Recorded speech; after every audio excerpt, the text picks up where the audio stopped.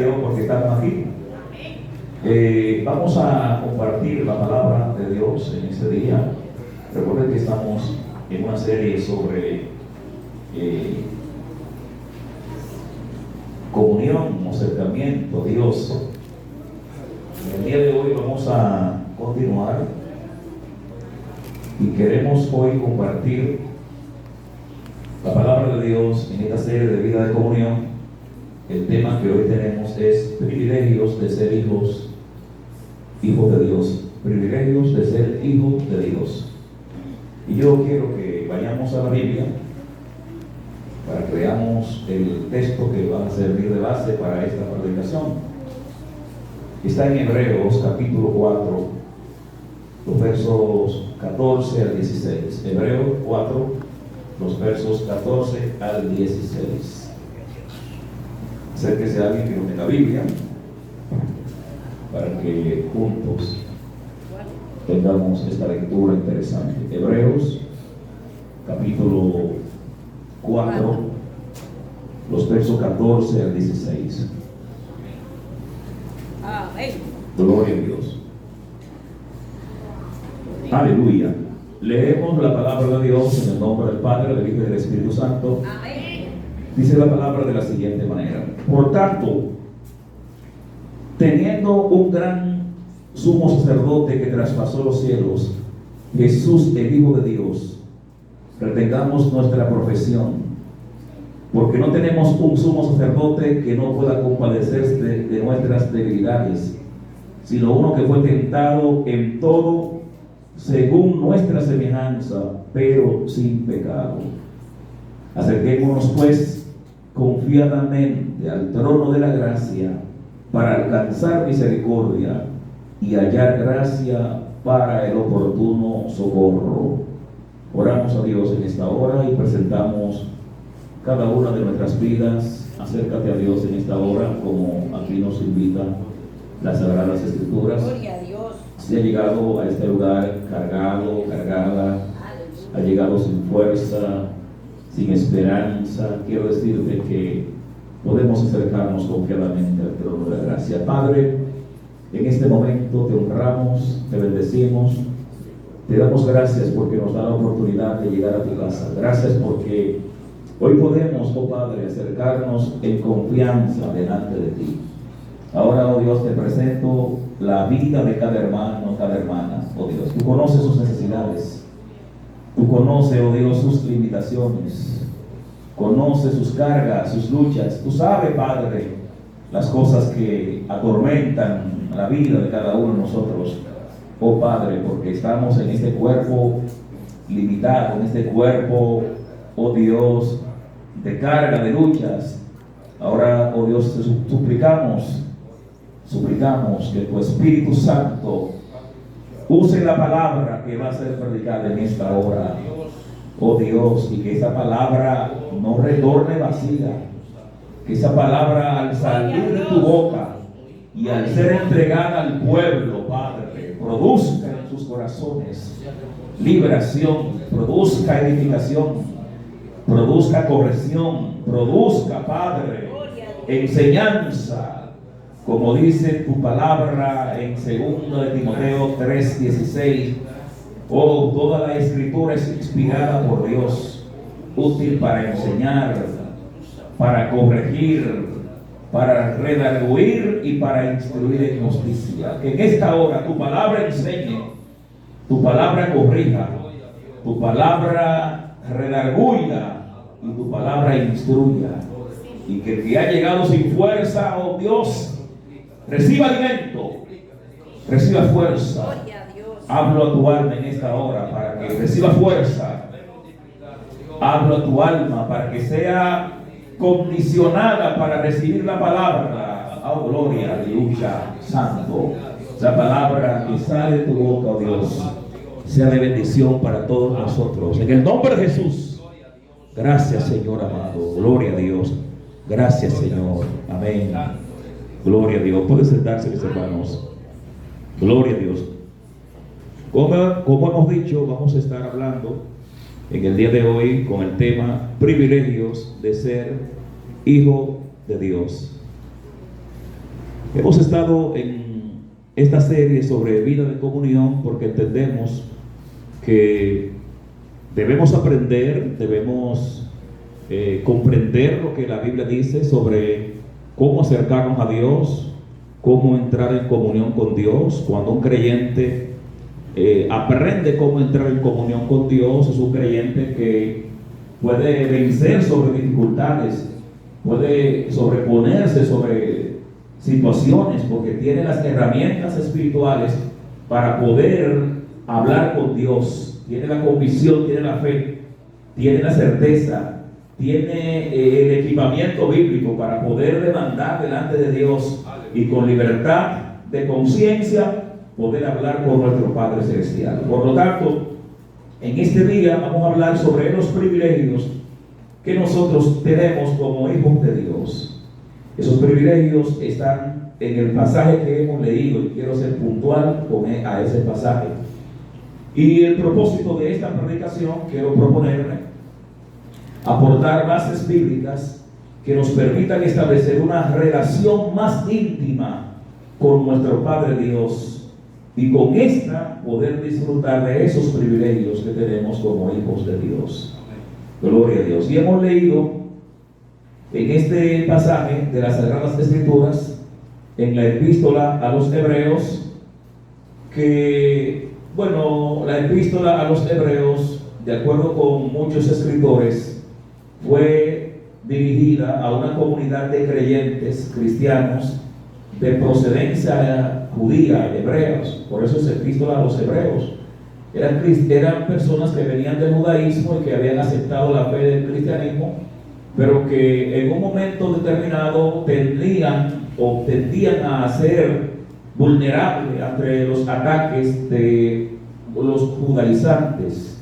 Los judaizantes eran un grupo de creyentes judíos que se mantenían apegados a las tradiciones, se mantenían apegados a los rudimentos, como Pablo dice en Gálatas. Esos judaizantes andaban por diferentes comunidades cristianas y entraban a las iglesias con el fin de distorsionar la fe del evangelio, de imponer carga a los creyentes cristianos. Oiga eso, de imponer las cargas de la ley que ya Cristo había dicho que en Él se resumía toda la ley. O sea que ya nosotros como creyentes, muchas de las prácticas de la antigüedad, del antiguo pacto, esas prácticas se cumplieron en Cristo, y cuando estamos en Cristo, en la gracia, en la nueva gracia, ya todas esas prácticas han quedan por sobreentendido. De manera que nuestra experiencia ahora, como dice Pablo, es la experiencia en esta gracia en la cual estamos, y como dice también Pablo en su epístola a los Gálatas, dice que, refiriéndose a las prácticas del judaísmo, que los que están en esas prácticas, dice que han negado la fe y de la gracia han caído, porque están atentos a una cosa que ya ha sido descalificada. De la gracia han caído, dice Pablo. De manera que esta epístola es dirigida a esos creyentes hebreos, y el propósito de esta epístola, el propósito es, por un lado, exhortar, amonestar la fe de esos creyentes, pero también tiene un propósito, y es demostrar la superioridad de Cristo, demostrar que el Señor Jesucristo es superior a todo lo que el antiguo pacto presentaba como verdad. En el antiguo pacto veíamos ángeles. Por eso Hebreo habla de que Cristo es superior a los ángeles. En el antiguo pacto estaban los profetas que hablaban de parte de Dios, que traían el mensaje, el oráculo divino. Por eso Hebreo comienza resaltando que Cristo es la autoridad suprema como revelación de Dios, y dice que Dios, habiendo hablado en otro tiempo a los padres por los profetas, en estos días postreros a quien ha escogido Dios para hablarnos, y se nos ha hablado por medio de Jesucristo. De verdad que Hebreo comienza resaltando la superioridad de Cristo como la revelación suprema de Dios por encima de los profetas. Y luego en el capítulo 2, pues sigue hablando de esa superioridad Habla de la superioridad de Cristo sobre los ángeles, pero también habla de la grandeza de Cristo como el mediador, como el Salvador. Y en el capítulo 3 habla de Cristo superior a Moisés. Wow, un tema que para los judíos era chocante, porque hablar de Moisés era hablar de el líder principal de la fe del judaísmo. Hablar de Moisés o contrariar a Moisés es algo que a cualquiera lo llevaban al paredón. Pues aquí el escritor a los hebreos nos dice que Cristo es superior a Moisés y sigue hablando del reposo. En el capítulo 3, a partir del verso 3, del verso 7, habla del reposo y dice que el reposo en el que nosotros los creyentes hemos entrado es el verdadero reposo. De manera que Cristo es superior, el reposo que encontramos en Cristo es superior al reposo que practicaban los judíos el día del Shabbat. Y dice que Cristo nos ha dado el verdadero reposo. Y en el capítulo 3 está el contexto que antecede el pasaje que nosotros vamos a utilizar como base para esta predicación. Y es importante que observemos que en ese contexto anterior, utilizando la tercera regla de la hermenéutica, que dice que es necesario tomar la palabra en el contexto en que aparece, tanto el contexto anterior como el posterior. De manera que aquí, en ese pasaje del capítulo 3, nos está resaltando la Sagrada Escritura que ellos no consiguieron el reposo, porque a través de Josué lo iba a guiar a la tierra prometida. Sin embargo, cuando se habla de un nuevo reposo, dice que ellos no entraron en mi reposo, dice aquí. No han conocido mis caminos, por tanto, juré en mi ira, no entrarán en mi reposo. O sea, ellos no alcanzaron el verdadero reposo. Por lo tanto, ahora nosotros, a través de Cristo, y por eso vuelve y dice, si oyereis hoy mi voz, no endurezca vuestro corazón como en el día de la provocación. ¿Por qué ellos no alcanzaron el verdadero reposo? Porque endurecieron el corazón y no escucharon la palabra de Dios. Esa es la causa. En el capítulo 13 especifica que el pueblo de la antigüedad no alcanzó el verdadero reposo porque fueron duros, fueron obstinados de corazón, y como no escucharon la palabra de Dios, por lo tanto no entraron en el verdadero reposo. Entonces aquí, cuando entramos al capítulo 4, sigo viendo algo más del capítulo 3. Dice, ¿con quién estuvo Dios disgustado 40 años? Con ellos. No fue con los que pecaron, cuyos cuerpos cayeron en el desierto. ¿A qué juró Dios que no entrarán en su reposo? Sino aquellos que desobedecieron. Y vemos que no pudieron entrar a causa de su incredulidad. Ahora en el capítulo 4 dice, comienza el capítulo 4 diciendo, temamos pues, no sea que permaneciendo aún la promesa de entrar en su reposo, le está hablando a los creyentes de este tiempo, creyentes judíos, le dice, temamos pues. Le está amonestando el escritor a los hebreos, que muchos se lo atribuyen a Pablo. Yo estoy de acuerdo que sí, el autor es desconocido, pero la mayoría de estudiosos de los padres antiguos concluyen en que Pablo es de autoría paulina. Hay textos como en el caso de Eusebio de Cesarea, que es un historiador, el primer historiador de la iglesia, y él hace referencia a que hay 14 epístolas de las cuales se le atribuye a Pablo, y dice él que Hebreo le pertenece. O sea que hay más de 10 autores antiguos que hacen referencia a que Hebreo pertenece a Pablo. Y bueno, si ellos siendo más cercanos que nosotros, así lo aseguran, ¿quiénes somos nosotros para estar dudando? Y además, ¿cuál es el problema ese de Pablo? Si él escribió 13, puede escribir una más. No vamos a entrar en detalle ni discusión de eso. Ahora bien, el capítulo 4 dice, temamos pues, no sea que permaneciendo aún la promesa de entrar en su reposo. Lo que está diciendo el capítulo 4 es que hay una promesa de entrar en el reposo del Señor. Hay una promesa de entrar al reposo del Señor. Oh, gloria a Dios. Hay una promesa pero hay que temer a Dios. Hay que creer la palabra. No podemos entrar al reposo de Dios, al reposo verdadero, y al mismo tiempo dudar de la palabra. Por eso nos dice: temamos pues, no sea que permaneciendo aún la promesa de entrar en el reposo, alguno de vosotros perezca al no haberlo alcanzado. Y continúa diciendo ahí diferentes argumentos importantes. Y en el versículo 13 dice: procuremos pues entrar en aquel reposo. ¿Cuántos quieren entrar a ese reposo? Gloria a Dios. Procuremos pues entrar en aquel reposo, para que ninguno caiga en semejante ejemplo de desobediencia. ¿Cuál fue el ejemplo? ¿De quién fue el ejemplo de desobediencia? ¿De quién? De los antiguos, del pueblo antiguo. Tuvieron como ejemplo la desobediencia. Por no creer en la palabra, desobedecieron y por lo tanto no entraron al verdadero reposo. Y ahora se nos dice a nosotros que procuremos pues entrar en aquel reposo, para que ninguno caiga en semejante ejemplo de desobediencia. Porque la palabra, y aquí viene lo importante, versículo 12. ¿Por qué vincula la palabra de Dios aquí?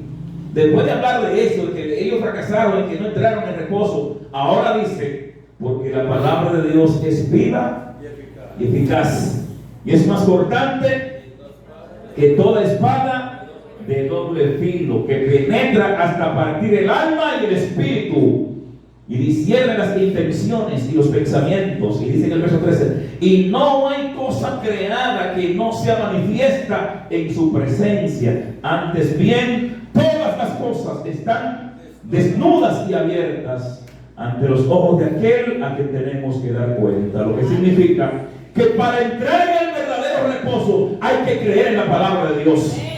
Hay que tener la palabra de Dios como firme ancla del alma. Hay que tener la palabra de Dios como nuestro sostén, como nuestro refugio. Gloria a Dios. Y todo eso es un preparativo para lo que ahora nos encontramos. Después que nosotros, como hijos de Dios, creemos la palabra, obedecemos a Dios, entonces nosotros pasamos a ser ¿qué cosa? Hijos de Dios. El hijo obedece. Yo no sé cuánta gente que dice son ser hijos de Dios y no obedecen la palabra, y andan haciendo y deshaciendo el pecado y una serie de situaciones. Es incompatible ser hijo de Dios y al mismo tiempo desobedecer la palabra.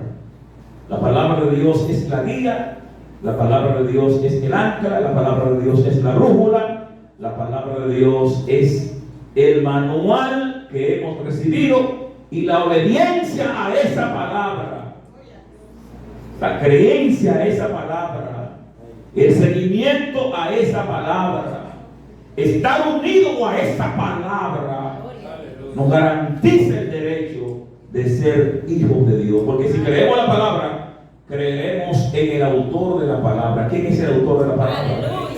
Oh, gloria a Dios. ¿Quién es la revelación suprema de la palabra? La revelación suprema de la palabra tiene un nombre y se llama Jesús, como diría mi pastor. La revelación suprema de la palabra tiene un nombre y se llama Jesús. Por eso dice que Dios en estos días nos ha hablado por medio de su Hijo amado Jesús, por medio de Jesucristo.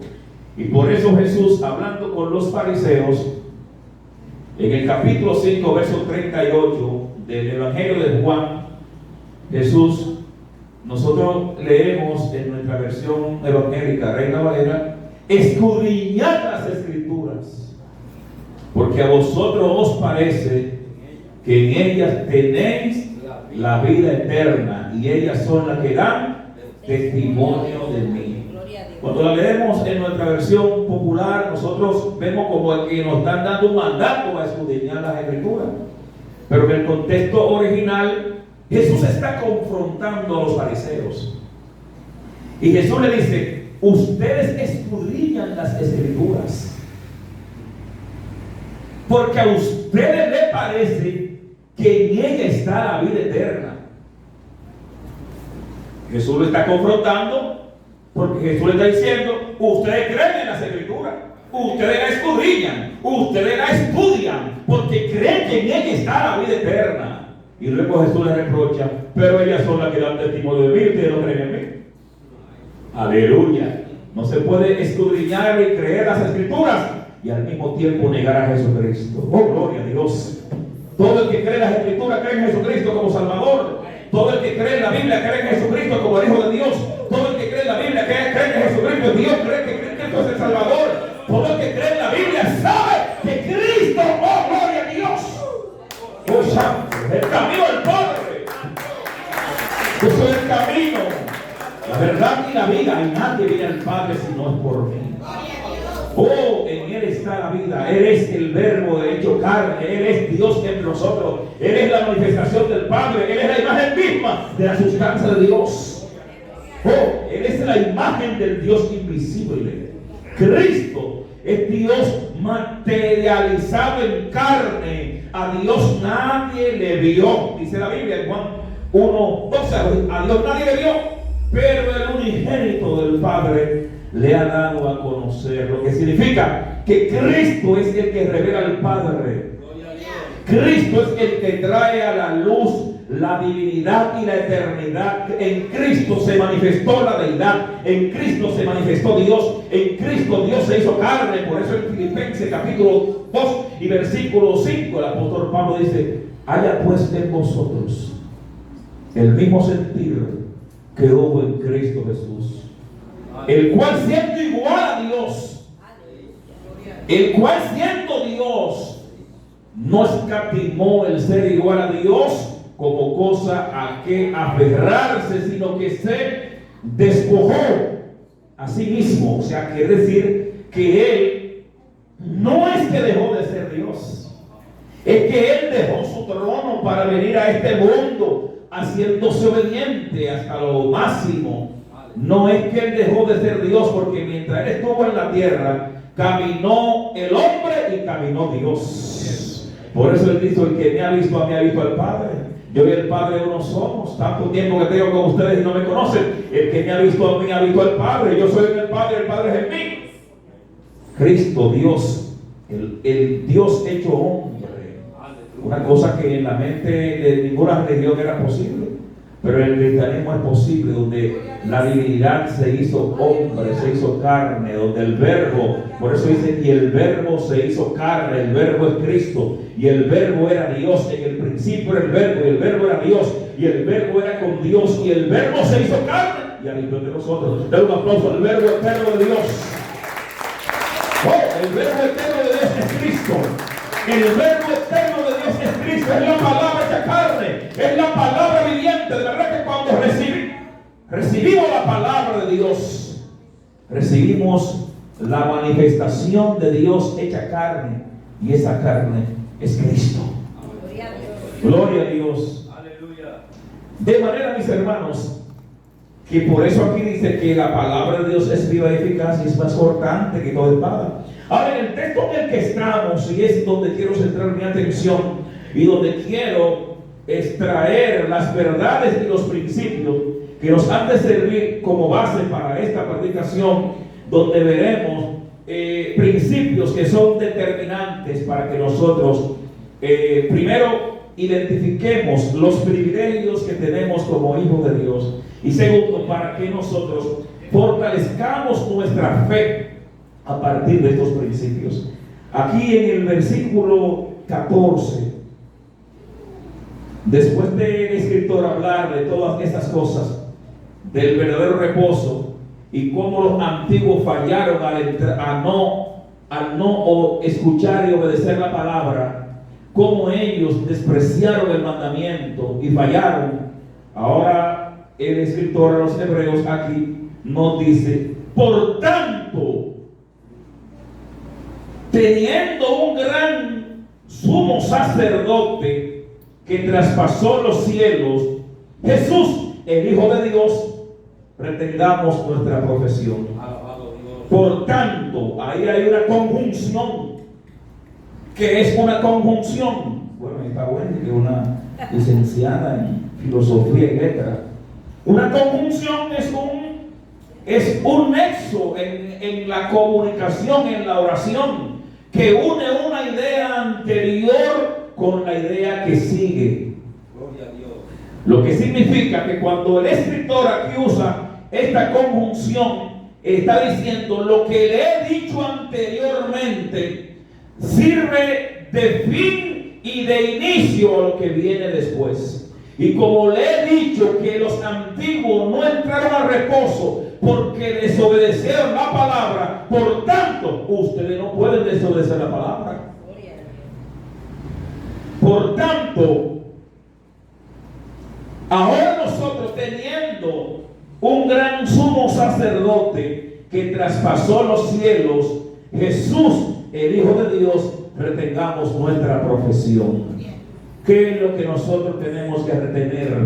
Nuestra confianza y nuestra fe en Jesucristo. Nosotros como cristianos no podemos estar con un pie aquí y un pie allá. La fe cristiana hay que mantenerla. Retengamos firme nuestra profesión. Profesión ahí no se está refiriendo a un oficio. Profesión ahí es lo mismo que confesión. Profesión ahí es nuestra declaración de fe. Profesión ahí es lo que usted y yo creemos. Profesión ahí es todo lo que usted y yo hemos recibido. Nuestra determinación de creer en Jesucristo. ¿Cuántos están decididos a mantener su fe en Jesucristo? Amén. Mantengamos firme la promesa. Mantengamos firme nuestra creencia. Mantengamos firme nuestra condición de ser creyentes, hijos de Dios.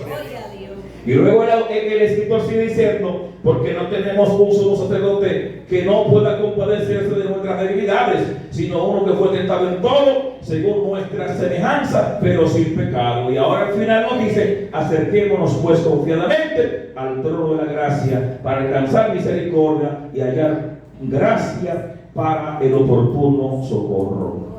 Y aquí yo quiero presentarle como parte central de esta predicación algunos principios que encontramos en este pasaje que estamos viendo, que nos muestran los privilegios que como hijos de Dios tenemos. ¿Qué son los hijos de Dios? Ya hemos adelantado que ser hijo de Dios es aquel que oye su palabra, que la obedece, el que ha recibido a Cristo. Y hemos dicho también que oír y obedecer la palabra es creer en Cristo, porque Cristo es la palabra hecha carne. En Juan capítulo 12, Juan 12 dice, o 11, es donde dice que a los suyos vino y los suyos no le recibieron. ¿Dónde que dice eso? Juan 1:11. Juan 1:11, exactamente. Juan 1:11, 12 dice, a los suyos vino y los suyos no le recibieron. Más a todo aquel que le recibió, los que creen en su nombre. ¿Cuántos han recibido a Cristo? Amén. ¿Cuántos creen en su nombre? Amén. Pues a ti te dice el Señor, los que le recibieron, los que creen en su nombre, le ha dado la potestad, el privilegio de ser hijos de Dios. ¡Oh, gloria a Dios! Tú eres un hijo de Dios.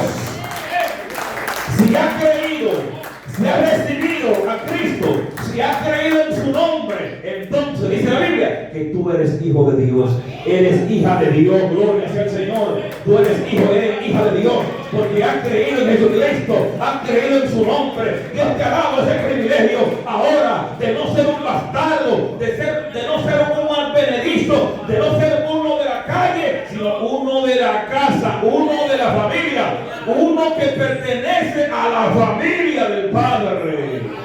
Porque con Cristo somos herederos y coherederos con el Padre. Gloria sea al Señor. Heredero y coheredero. Cristo nos ha hecho hijos de Dios. A través de Cristo hemos pasado a ser hijos de Dios. A través de recibirle, a través de creer en Él, a través de acercarnos a Él, a través de entregar nuestras vidas a Cristo, tenemos el gran privilegio de ser hechos hijos de Dios.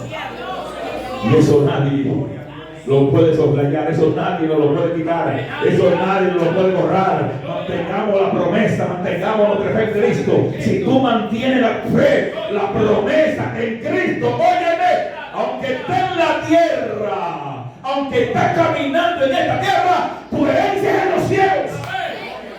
Aunque estés en esta tierra llena de limitaciones y de situaciones, tu herencia está más allá del sol, tu herencia está en la gloria, tu herencia está en el Padre, tu herencia es con su Hijo amado, quien está sentado a la diestra del Padre, y un día te dirá a ti también: entra a la derecha. ¡Ay, santo! ¡Oh, gloria! ¡Oh, gloria! ¡Oh, gloria! ¡Oh, gloria! Los hijos con día entrarán a la derecha. Los hijos con día pasarán a la derecha. Los hijos con día entrarán cerca de la casa del Padre. Los hijos con día pasarán de este valle de lágrima, de tristeza y de dolor al descanso de su Señor. Por cuanto soy hijo, por cuanto soy hijo, no me avergüenzo del evangelio. Por cuanto soy hijo, tengo esperanza. Por cuanto soy hijo, tengo promesa. Por cuanto soy hijo, sigo adelante. Por cuanto soy hijo, los problemas no me amedrentan. Porque hay una herencia eterna. Aleluya. Hay una herencia eterna para los hijos. Hay una herencia eterna para los hijos. Y la ley de la herencia dice que los hijos son los que heredan, y como hijos somos herederos. Pero hay muchos privilegios más. Esos son colaterales. Vamos a ver lo que dice el pasaje. ¿Cuáles son los privilegios que tenemos como hijos en esta dinámica de acercamiento a Dios? En esta dinámica de entrar en comunión con nuestro Padre. ¿Cuáles cosas nos dice el pasaje que nosotros tenemos? Dice: por tanto, teniendo un gran sumo sacerdote. Lo que yo puedo observar aquí en este pasaje es lo primero: como hijos, tenemos un gran sumo sacerdote que traspasó los cielos. Nosotros tenemos a Jesucristo como nuestro gran sumo sacerdote, y Él es superior a todos los sacerdotes de la antigüedad, porque su orden no es según el orden levítico, no es según el orden de Aarón. Su orden, dice la Biblia en el Salmo 110 y aquí en Hebreos capítulo 9, según el orden de Melquisedec. Y dice aquí la Biblia que tenemos un gran sumo sacerdote. Y cuando la Biblia nos dice a nosotros que tenemos un gran, primero usa la palabra gran, en griego megalé, el gran sumo sacerdote, nos está diciendo que tenemos alguien que intercede por nosotros. Aleluya. Qué privilegio. Hay alguien, glóriame, y ese alguien no es cualquiera, es el gran sumo sacerdote. Primero Él traspasó los cielos, y cuando dice que traspasó los cielos, lo que está diciendo es que Él ascendió a los cielos. Está haciendo referencia a su ascensión. Cuando Él ascendió, traspasó los cielos, y dice la Biblia en Hebreos 1:3 que se sentó a la diestra de la majestad en las alturas. De manera que nuestro gran sumo sacerdote, ¿tú sabes dónde está sentado? Aleluya. Ahí mismo, mira, a la derecha del Padre. Él está sentado a la derecha del Padre. ¿Cuál privilegio? Quiere un privilegio más grande: que tu intercesor, el que te representa en la tierra y en los cielos, está sentado a la derecha del Dios Todopoderoso. ¡Wow! ¡Oh, gloria a Dios! ¿Cuántas veces nosotros no queremos tener a alguien que esté pegado, aunque sea en un ayuntamiento como el de Pantoja, que no sirve y resuelve nada? ¿Cuánto quisieran tener, aunque sea un amigo cercano al síndico que quiere a Pantoja llena de años? ¿Cuánto quisieran tener, óyeme, a alguien cercano de alguien que tenga un fin de poder? Olvídate de eso. Porque tenemos en los cielos, tenemos en los cielos al gran sumo sacerdote que está sentado a la derechita del Padre. No está distante, está a la derecha del Padre. Óyeme, y dice la Biblia que intercede por nosotros. Primera de Juan capítulo 2 verso 1 dice: hijitos, estas cosas os escribo para que no pequéis, pero si alguno ha pecado, abogado tenemos para con Dios. ¿Quién es nuestro abogado? Jesucristo. ¿Y dónde está nuestro abogado? Nuestro abogado abogado está a la derechita del Padre Celestial. Y el abogado lo que hace es defender. El abogado lo que hace es interceder. El abogado lo que hace es usar todos los códigos de las leyes para defender a un acusado. Y cuantas veces el diablo te acusa, cuantas veces el diablo te quiere acusar, óyeme en los cielos, a la derecha del Padre. Dile a la persona que está a tu lado, mira, cuantas veces el diablo te quiere acusar, ¿a cuánto el diablo lo ha acusado?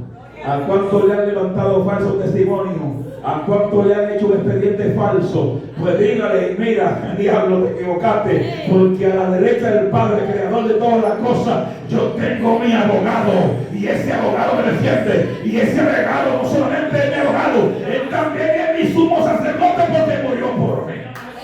Gloria a Dios. Y está a la derecha del Padre. Aleluya.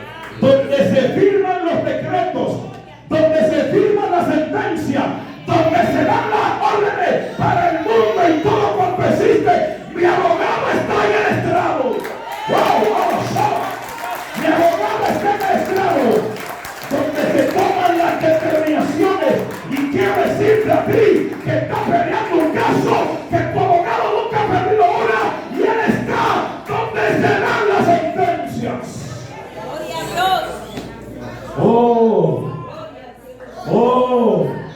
Y ese abogado no es como el juez injusto de la parábola, no. Ese abogado escucha, ese abogado nos representa, ese abogado sabe lo que te duele, ese abogado sabe tus circunstancias, sabe tus necesidades, sabe todo de ti. Aleluya. Oh, gloria sea el Señor. Yo creo que el tiempo no va a para salir de mensaje, pero vamos a ver hasta donde Dios nos permita llegar. Aleluya. Tenemos un gran sumo sacerdote. Y ese gran sumo sacerdote es Jesucristo. No según un orden humano. Y dice que traspasó los cielos. ¿Tú sabes cuál era el anhelo del sumo sacerdote? Hebreo. Traspasar el velo. Él esperaba un año para poder entrar una vez al año, conforme a lo que nos dice Levítico capítulo 16 en el día de la expiación y Hebreos capítulo 9 verso 15 en adelante. Ese sumo sacerdote esperaba un año. ¿Para qué? Para entrar, porque dice que los sacerdotes estaban continuamente en el lugar santo. Gloria a Dios. Pero el sumo sacerdote, una sola vez al año, en el día de la expiación, Levítico 16, entraba una sola vez al año, y él esperaba ese momento preciso, después de haber sido sometido a un rigor, a un ritual larguísimo. Mire, estar siendo sometido a ese rigor, gracias a Dios que Cristo arregló todo eso, y ahora Él es el sumo sacerdote, y que lo dice, entren todo. Solamente crean en mí y entren todo, que ya yo he preparado el camino. Por eso cuando Cristo murió, ¿sabe qué pasó? Que el velo del templo se rasgó en dos, de arriba a abajo. No fue de abajo a arriba, fue de arriba a abajo, queriendo decir, el camino desde el cielo lo ha acercado a la tierra. El camino del cielo lo ha preparado, oh gloria, para que entremos por ese camino. Y dice que ese velo que se rasgó es el camino nuevo, y ese camino nuevo es más excelente que la escalera que vio Jacob en Peniel. Ese camino nuevo es mejor que la escalera donde Jacob veía que ángeles subían y ángeles bajaban. Esa escalera de Jacob no le da ni por los tobillos al camino nuevo que preparó Jesús. Y dice que él traspasó los cielos, mientras que el sumo sacerdote, su gran anhelo era traspasar el velo y entrar una vez al año. Dice la Biblia que Cristo traspasó los cielos. Oh, gloria a Dios. Una vez y para siempre. Ya no una sola vez al año. Él lo traspasó una vez y para siempre ha dejado ese camino abierto y preparado. Lo que significa, mis hermanos, que nosotros tenemos un gran sumo sacerdote que puede interceder por nosotros. Lo segundo, que Él preparó un camino al traspasar los cielos. y sentarse a la diestra de la majestad de las alturas, conforme a Hebreos 9, 11 al 12. Aquí podemos ver también que ese sumo sacerdote es Jesús. Es Jesús y es Hijo de Dios.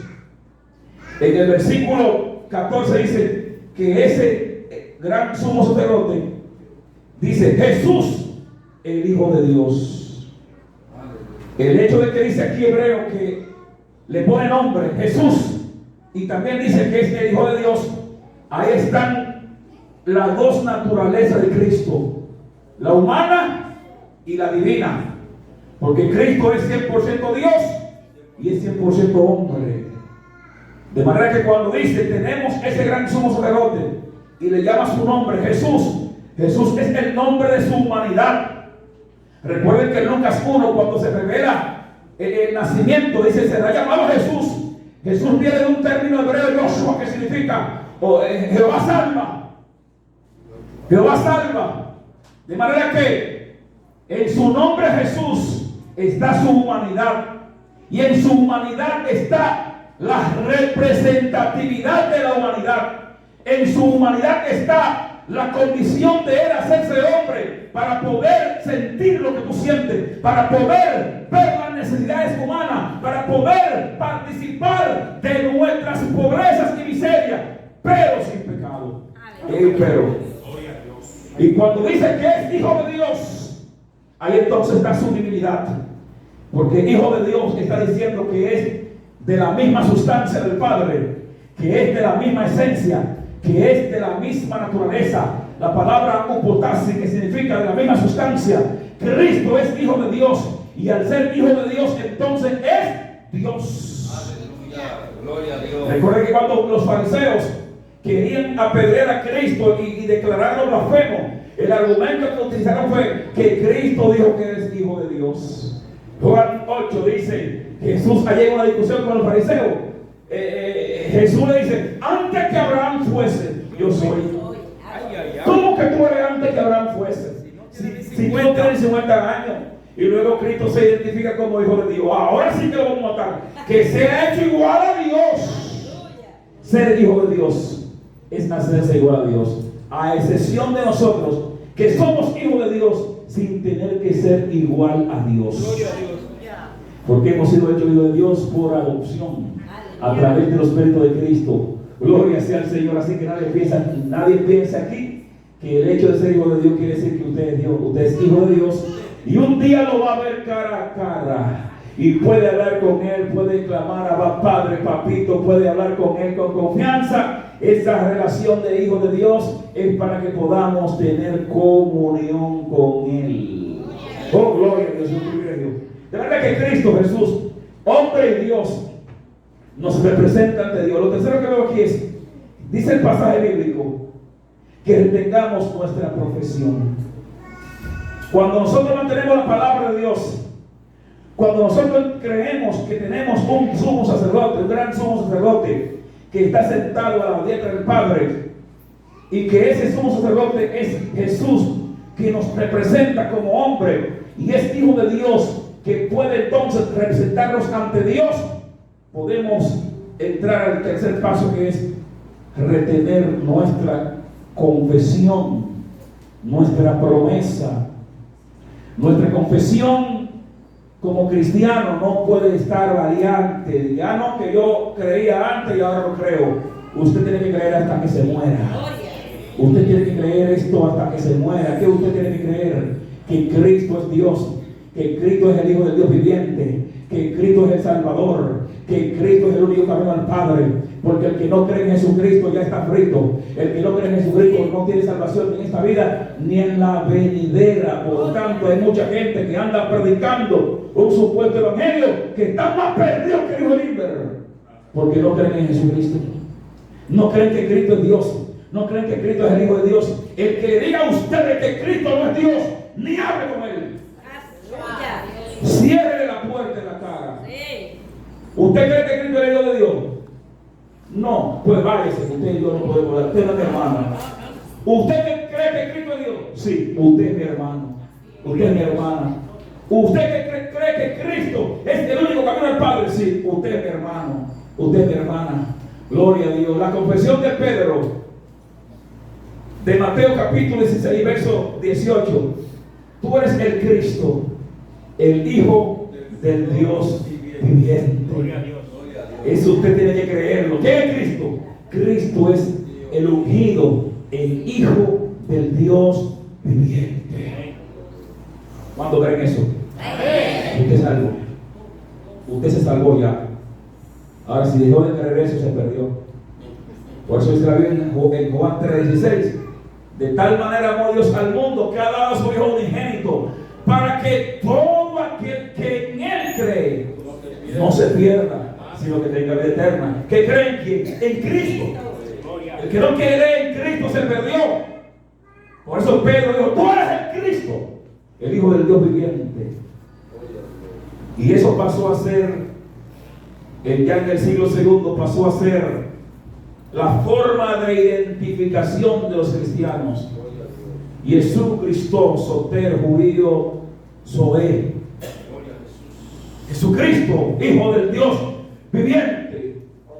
El pececito que usted ve que ponen en los carros es un símbolo del cristianismo del segundo siglo. ¿Por qué se usó el pececito? Bueno, porque el pececito, la palabra pez en el griego es ichu, y tiene todas las letras del acróstico.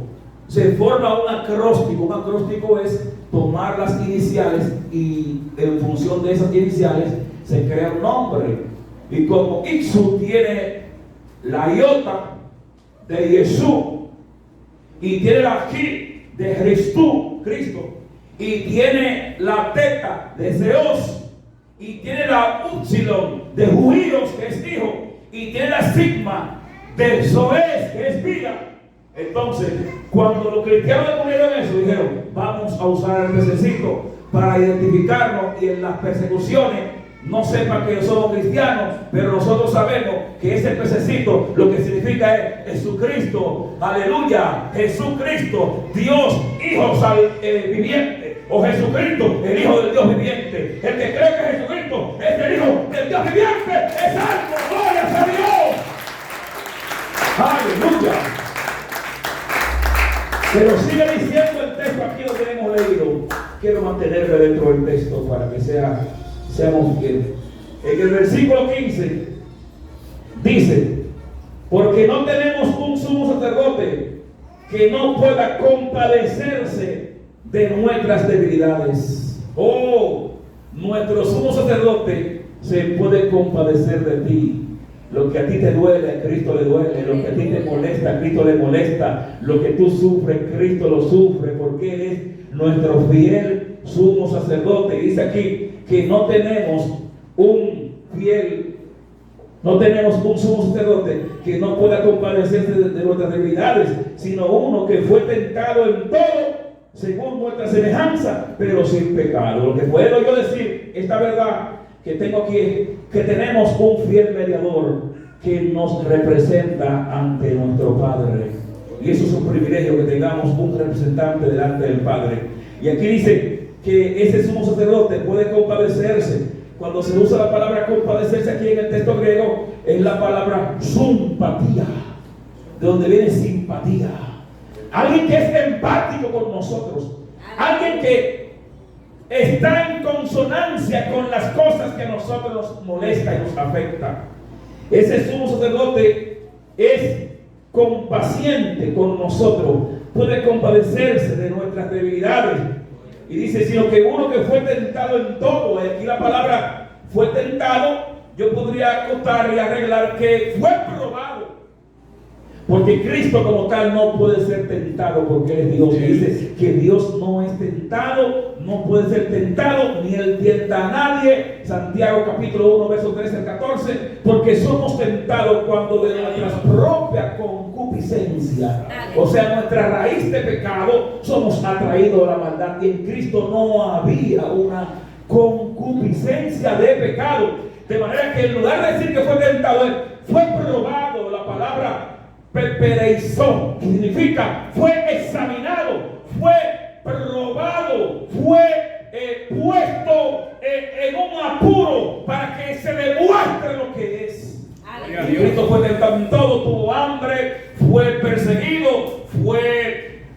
acaliñado, fue enjuiciado. Todos los maltratos que Cristo recibió fue probado en cuanto al ego humano. Si tú eres hijo de Dios, dile esa piedra que se convierte en pan. Dudaron de su existencia como hijo de Dios, Satanás. Pero mira, todo esto te daré para la gloria de la vida. Primera de Juan capítulo 2 habla de las tres dimensiones de la tentación: los deseos de los ojos, la vanagloria de la vida y los deseos de la carne.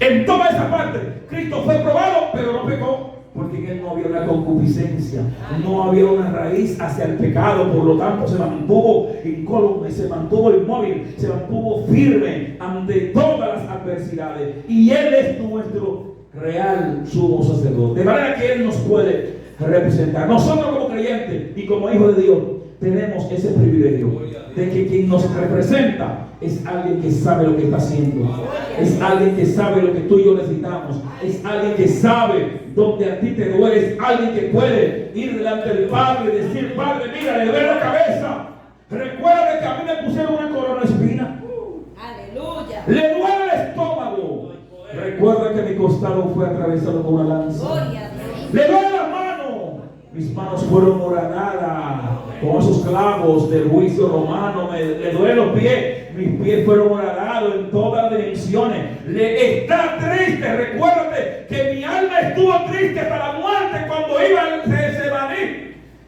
Todas nuestras necesidades Cristo la puede representar delante del Padre.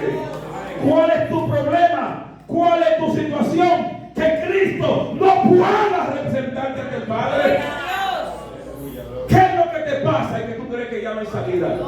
Todo lo que a ti te pueda suceder como hombre, Cristo lo padeció. Lo único que Cristo no hizo fue pecar. Por eso en Hebreos capítulo 2, verso 14, el escritor a los Hebreos dice que por cuanto a los hijos, usted y yo, participamos de carne y de sangre, o sea, vivimos en carne y sangre, humano.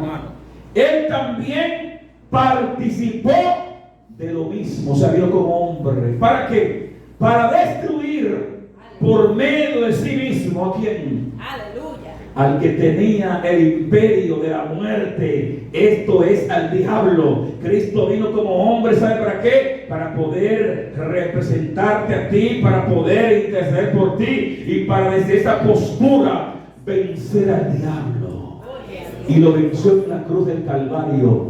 Y como él venció como hombre, él ahora nos da el poder a nosotros a través del Espíritu Santo y de la palabra, que también venzamos todas las dificultades. Es un privilegio grande. Dale un aplauso al Señor. Gloria a Dios. Pero también sigue diciendo aquí la palabra.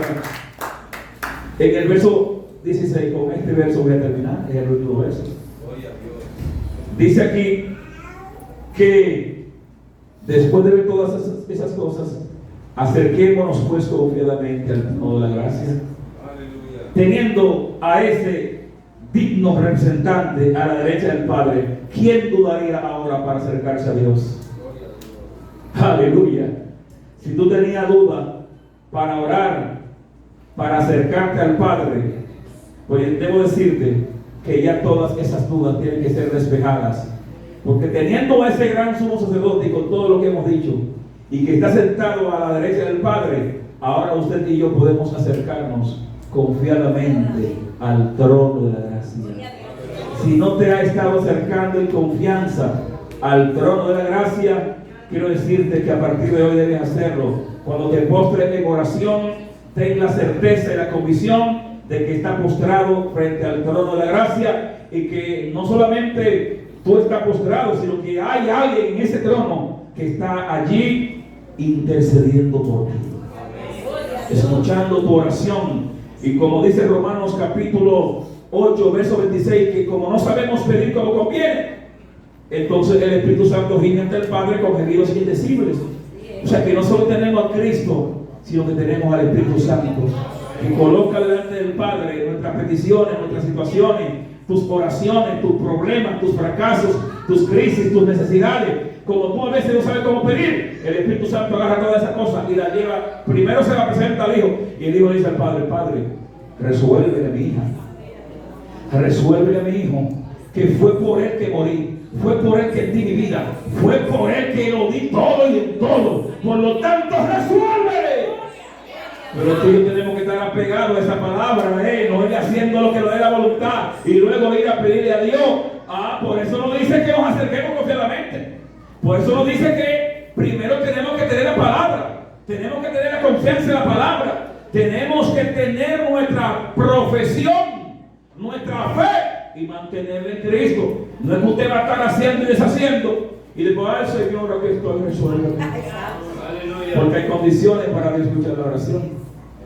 Hay condiciones, y eso vamos a hablar en un próximo mensaje. ¿Cuáles son las cosas que abren los cielos y cuáles impiden la oración? Hay cosas que impiden la oración. Así que no venga usted con su pecho limpio y haciendo y deshaciendo: Padre, aquí estoy, y dice tu palabra que Cristo está en los cielos y que resuélveme. Y el Padre le dice: ¿y qué tú estás haciendo? Y tú estás manteniendo la profesión y estás manteniendo la palabra. Aleluya. Hay condiciones. Y aquí dice que nos acerquemos confiadamente, de modo que este privilegio es: podemos acercarnos en confianza al trono de la gracia. ¿Qué es el trono de la gracia? Gloria a Dios. En la antigüedad, acercarse a Dios implicaba muchos desafíos, y los sacerdotes entraban asustados, entraban preocupados. Primero tenían que hacer un gran ritual de santificación y purificación con sangre ajena, y luego entraba una vez al año al lugar santísimo. Pero tú sabes cómo entraba el sumo sacerdote, conforme a Éxodo capítulo 28 y Éxodo 39. En el borde de su vestidura tenían unas campanitas, y entre campanitas habían algunos tejidos, y esas campanitas tenían que estar en movimiento y sonar mientras le estaba ministrando, porque si él entraba con algún problemita, si él entraba con alguna situación, allí mismo quedaba con una descarga eléctrica y nadie podía entrar ni que sacarlo, que también se quedaba. Había que alarlo para que no muriera. Dice la Biblia, pero en Éxodo 28, que esas campanitas sonarían para que no mueran. O sea, el hecho de que sonaba indicaba que estaba vivo, de manera que no se acercaban al trono de gracia, entraban con problemas. Y además no podía ser trono de gracia porque la ira de Dios estaba sobre el pecado. Porque el pecado, ¿qué hizo el pecado? Produjo enemistad entre nosotros y Dios. El pecado nos separó de Dios. El pecado produjo un distanciamiento entre el hombre y Dios.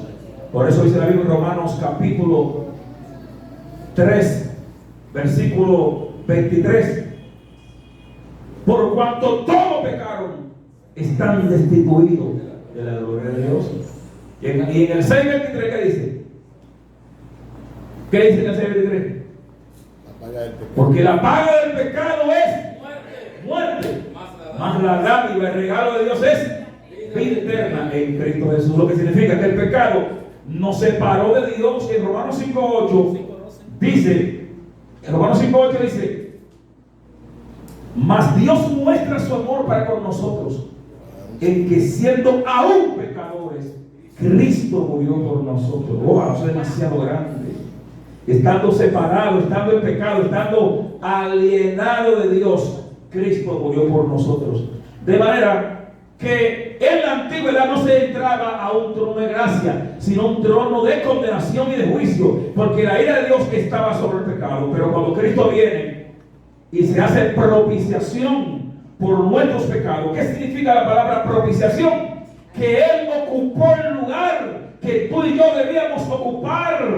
Cristo en la cruz fue el propiciatorio que estaba sobre el arca del pacto. El propiciatorio era la planchuela de bronce. El bronce significa juicio en la Biblia.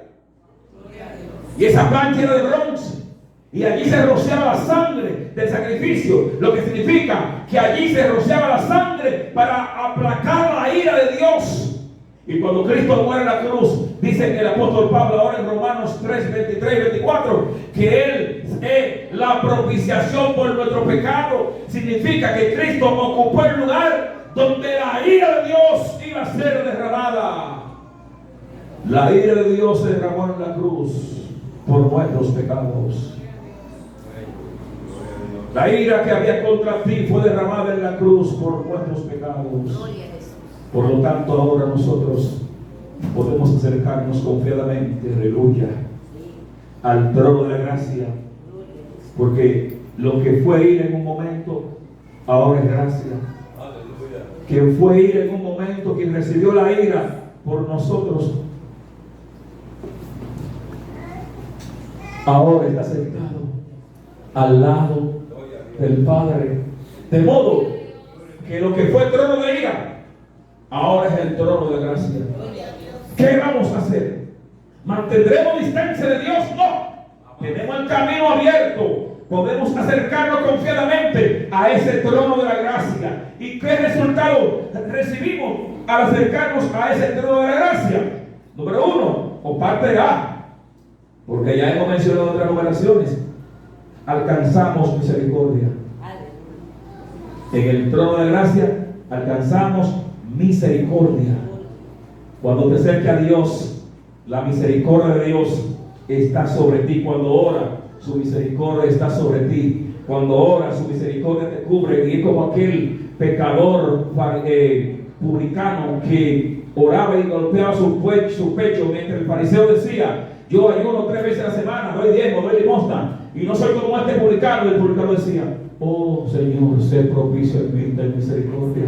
Cuando te acerca la gracia, la misericordia de Dios te cubre. Cuando ora, te cubre la misericordia de Dios, de manera que vamos a orar más, porque mientras más oramos, más nos cubre su misericordia. Mientras más oramos, más nos acercamos al trono de gracia. Mientras más oramos, más el favor de Dios está sobre nosotros. Oh, gloria sea al Señor. Acércate confiadamente, acerquémonos confiadamente al trono de la gracia y alcanzaremos misericordia y hallaremos gracia. La gracia es el regalo inmerecido, el don inmerecido. Hallaremos gracia, lo que tú no te mereces, lo que tú no te merecías. Cuando te acerques en oración, la gracia viene sobre ti y el Padre dice: wow, esta era tan malito, pero ahora mira, se está acercando a través de la sangre de Jesucristo, y ahora mi misericordia lo ha cubierto, ahora mi misericordia lo tiene rodeado. Por lo tanto, lo que no se merecía se lo doy, porque por gracia soy salvo, y esto no es de nosotros, no es por obra, para que nadie se gloríe. Y concluyo: para el oportuno socorro. Podemos hallar gracia en el tiempo oportuno. El oportuno socorro es el momento oportuno. El oportuno socorro es el momento preciso. Cuando estés en una situación, el favor de Dios estará sobre ti. Cuando te sientas en un problema que no sepas qué hacer, dice la Biblia que en ese oportuno momento la gracia de Dios te va a visitar. ¿Cuántos tienen una situación que no saben qué hacer? Aplique eso. ¿Cuántos tienen una situación que no saben qué hacer? Dice la Biblia que en el oportuno socorro, oportuno momento, en el tiempo oportuno, el tiempo deseado, en el tiempo cuando no sepas qué hacer, allí la gracia te va a alcanzar. De manera, mis hermanos, que concluyendo puedo decir que siendo cristiano y manteniendo nuestra fe en Dios y en su palabra, manteniendo nuestra profesión en Cristo, número 1, tenemos un gran sumo sacerdote que traspasó los cielos. Número 2, tenemos a Jesucristo, que es Dios y es hombre. Número 3, podemos mantener nuestra confesión y nuestra promesa en Él. Número 4, tenemos a un fiel mediador que nos representa ante el Padre. Número 5, Él fue probado en todo, pero sin pecado, de manera que nos puede representar. Número 6, podemos acercarnos confiadamente al trono de la gracia. Número 7, podemos alcanzar misericordia. Y número 8, podemos hallar gracia para el oportuno socorro. Aleluya. ¿Qué usted va a hacer con todo esto? Aleluya. ¿Seguirá distante de Dios? Gloria a Dios. ¿O utilizaremos estos recursos para todos los días acudir a su presencia? Gloria a Dios. Acudamos a su presencia, que Dios es tan fiel y es tan real y es tan misericordioso, que Él está feliz con los que le buscan. Dios se goza, Dios celebra con los que le buscan. Por eso dice la Biblia que el que le busca le halla. Proverbios capítulo 8, verso 17, dice que el que temprano le busca, Dios ama a los que le aman y le halla el que temprano le busca. Vamos a buscar su presencia, vamos a acercarnos más a Él, vamos a desarrollar una espiritualidad con Dios, de manera que podamos recibir todos estos beneficios. Si así lo hacemos, vamos a ser cristianos diferentes. Vamos a ser cristianos que reflejaremos la gloria de Dios cuando hablemos y cuando caminemos.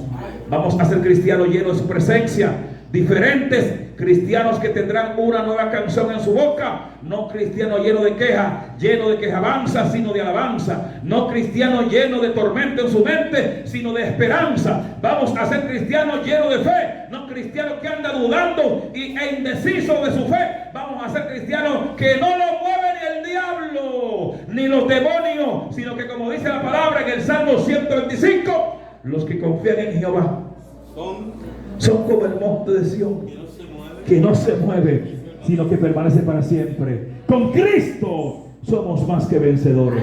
Dios te bendiga, Dios te guarde. Seguimos adelante. Gloria al Señor. Seguimos adelante, creyendo esta palabra, creyendo esta verdad, creyendo este evangelio tan puro y tan grato que hemos recibido del Señor. Quiero orar en esta hora. Vamos sobre nuestros pies, guerrero. Y esto que hemos predicado en esta mañana, no lo tire al olvido. Además, le voy a enviar el bosquejo para que lo vea en su casa. Esto que hemos hablado, no lo tire al olvido. Téngalo presente, y cuando vaya a la presencia, crea que hay alguien que le está escuchando. Que hay alguien